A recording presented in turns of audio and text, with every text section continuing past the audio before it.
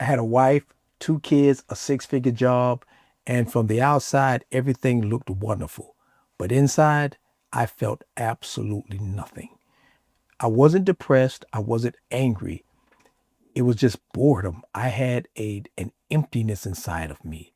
And from that emptiness came sadness. And I was sad because that I was not living the life that I wanted to live.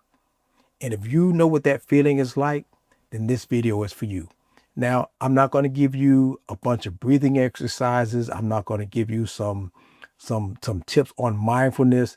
If that's what you want, then this video is not for you.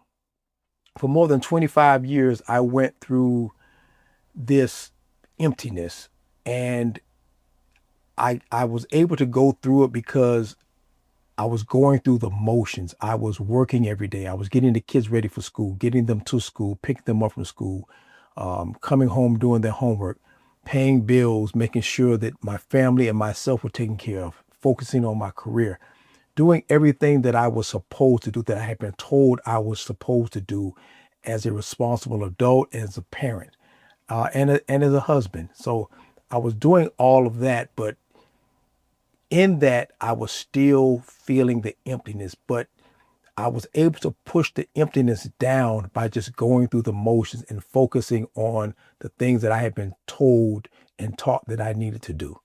And I was able to do this for so long because I kept telling myself that this was my problem, and that me resolving this issue or having to change or maybe disrupt my life, that disruption was going to also affect my family. And that was not their problem. They didn't have anything to do with this. This was an Eric problem. So Eric needed to resolve it, or Eric just needed to settle down and deal with it.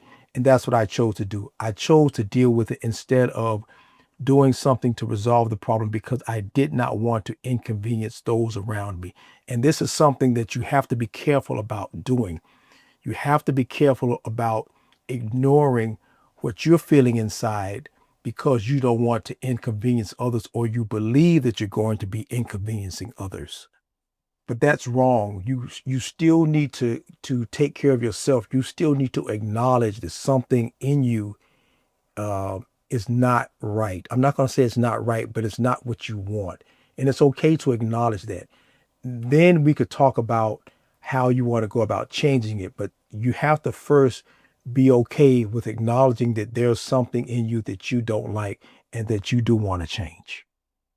And after you acknowledge that you do want to change, the next thing that I the next step that I took, the next thing that I began to understand was that the emptiness was not going away on its own. It was something that I had allowed myself to happen over a period of years, and it was not going away. I was going to have to remove it. And you're going to have to do the same thing. So the question is, what is this emptiness? And as I mentioned before, for me, it showed up as in a form of boredom. I was bored with my life. There was no excitement. There was no spark. Nothing seemed to motivate me or move me or excite me or anything. It was just I was just waking up, going through the motions during the day and going to sleep and repeating the same process every day for weeks and months and years, and in my case, decades. But now that I was aware, that was a good start. That's the beginning, at least becoming aware that you're not in alignment with what's going on in your life. When now that you have the awareness, you would think, oh, it's pretty easy. You're bored, Eric. Just change your life. Do something different. Do something in your life that's exciting. But when you think about it, all of us are aware of something that we want to do differently or change in our lives or any aspect of our lives. But there's a reason why you don't make the change. Because if it was that easy, then everybody would be living a perfect life. But there's something that's keeping you from making the change. And that thing that's keeping you from making that change, it's fear. And when it comes to making life changes, fear steps in immediately. It's the first impediment, and you're afraid of making the wrong choice. Suppose you decide to change something in your life that's not only going to affect you, it's going to affect the other people in your life, your family members directly, maybe even your career, your job. Suppose you make the wrong decision. Suppose you make the wrong choice. Suppose the thing that you decide to get rid of or to undo or to change, suppose it's the wrong thing. Suppose it's a mistake. And that's what keeps you stuck. That fear in the background is always a mountain or a hurdle that you just can't seem to climb. And here's where you can climb that mountain. Here's how you can guarantee that you get over the mountain. There's always going to be that fear. But to combat that fear, most of the time people make choices or make a choice to make a change. And in my case, I made a choice to make a change. And when that fear stepped in, that fear knocked me back. That fear pushed back and I went back to the life that I felt comfortable in. I went back to doing the things that I had always done because I had only made a choice. When you make a decision, the fear is still going to be there. But at that point, it doesn't matter because when you make a decision, there are no options. There are no alternatives. There's nothing else but your decision. So whatever you decide to do, it doesn't matter the conditions. It doesn't matter how difficult it is. It doesn't matter how challenging it is. It doesn't matter who it affects. When you make a decision, that's the only thing that matters. And that is what pushes the fear away and keeps it away, because at that point, you're not concerned about if it's the right decision or the wrong decision or the wrong choice or who it affects. It doesn't matter. You decided to make a change. That's all that matters. You decided to make a change. And whatever comes with your decision, you're ready for it. And the crazy thing is, when you make that decision, everything in your life will line up to support your decision. Now, before you make the decision, it looks like everything is chaotic and nothing is going your way. But once you make that decision, you think about the things that you've decided to do in your life. And even if you didn't know how things would turn out, once you made that decision, all of a sudden, resources start coming your way. You started hearing conversations. You started learning things. It seemed like everything began to support you in some way behind the decision that you made. Now that you've made the decision to change, the bigger question is, what is it that you need to change? So I had decided that I wanted to change my life for the better. I was going to get rid of this emptiness, and I was going to live a life of fulfillment and purpose and happiness. But when you say you want a better life or you want to make a change, change what? What does better look like? And that's what I had to ask myself. What does better actually look like? Is it a better car? Is it a better home? Is it a better job? Is it a better paycheck? Is it a better perspective on life? What does better actually look like? To determine what better looked like, it came down to one thing. What do I actually want in my life? What do I want? What do I want my life to look like? Specifically, what does that look like? And that's the only question you have to ask yourself. And you have to ask yourself the question honestly. That's the key. A lot of times you ask yourself the question, what do I want? And then you put all these other kind of conditions and things on it. And when I say, what do I want? You have to ask that question without regard to anybody or anything. For the first time in your life, ask yourself, what do I want? Not what do my kids want? Not what does my spouse or my significant other want? What do my friends want? What does my family want? Only what do I want? Not even how much money can I make doing it. It doesn't matter. Strip it down to just the question itself. What do I want? No conditions, no circumstances, no obstacles, nothing. What do I want? And this is where it's going to really get tricky. It's really going to test you because your whole life you've been programmed, you've been trained, you've been taught to disregard and ignore what you actually want, what you want. So think about it. Why are you driving the car that you drive? Why are you working where you work? Why are you in that industry? Why did you choose the career that you chose? Why do you live in the area or the state that you live in? ask yourself all these questions about why you're doing certain things, and maybe not in every area, but in a lot of the areas, you'll decide, or you'll determine that you went to school because your parents wanted you to go to college, or you chose this career because somebody said it would make a lot of money, or somebody would say you were a good fit, but it might not have been what you actually wanted to do for yourself. Now, when I ask myself the question, what do I want? It kind of overwhelmed me, but I was able to narrow it down to three specific areas of my life that I felt like had the most impact on my life. Now, your life has a lot of areas, but for me, it came down to three areas, what I call the three essentials: my health, my wealth, and my relationships. Everybody wants to be healthy. Nobody wants to be sick.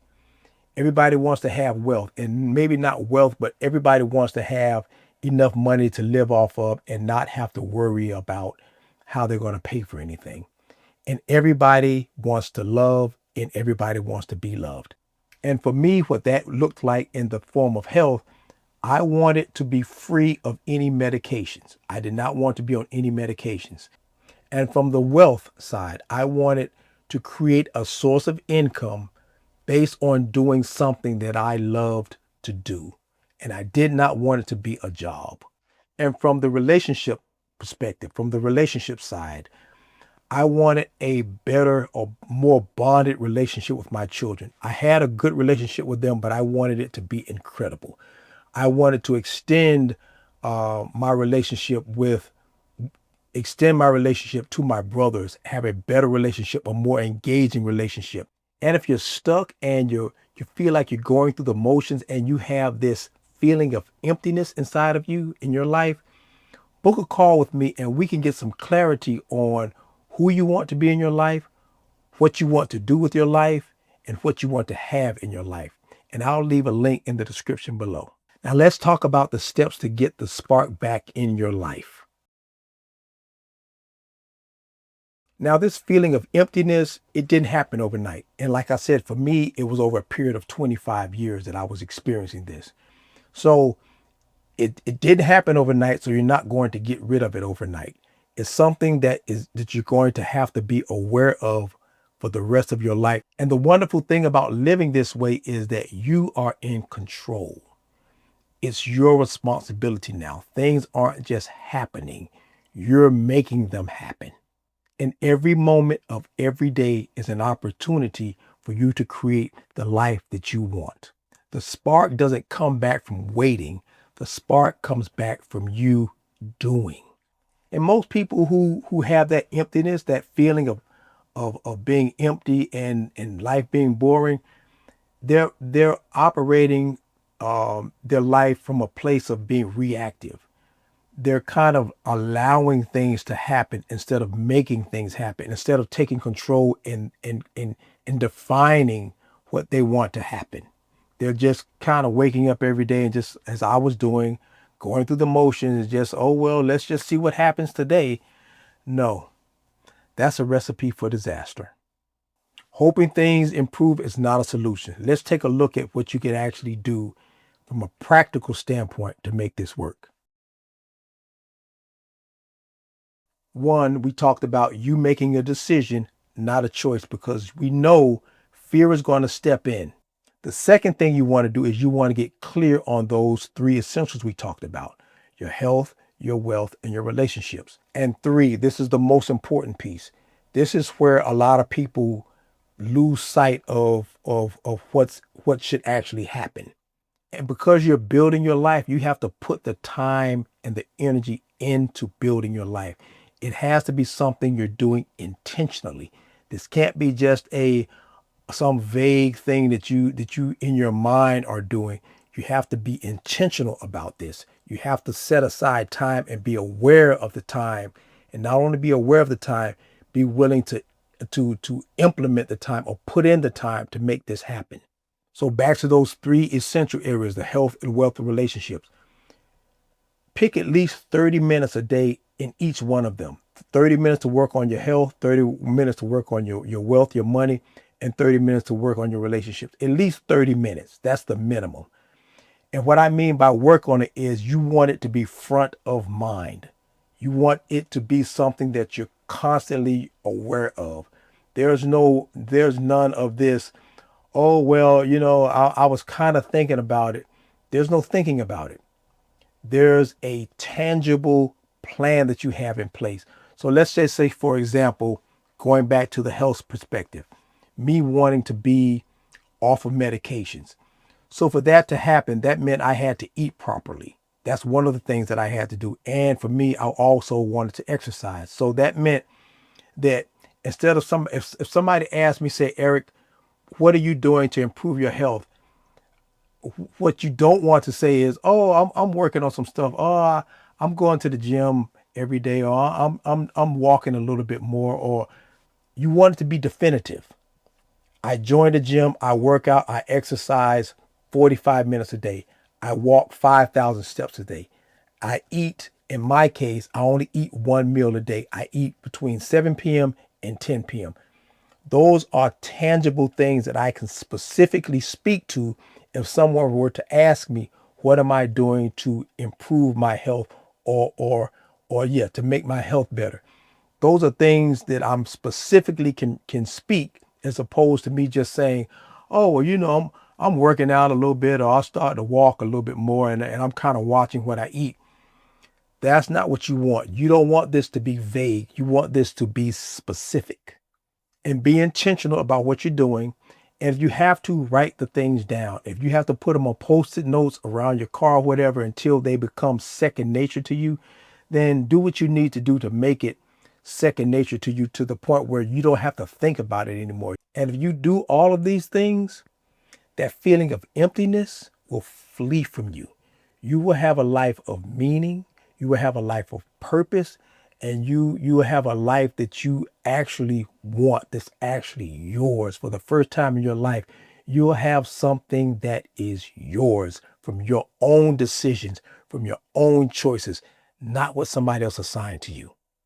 And if you need some clarity in your life, click on the link in the description below, and I'll see you in the next video.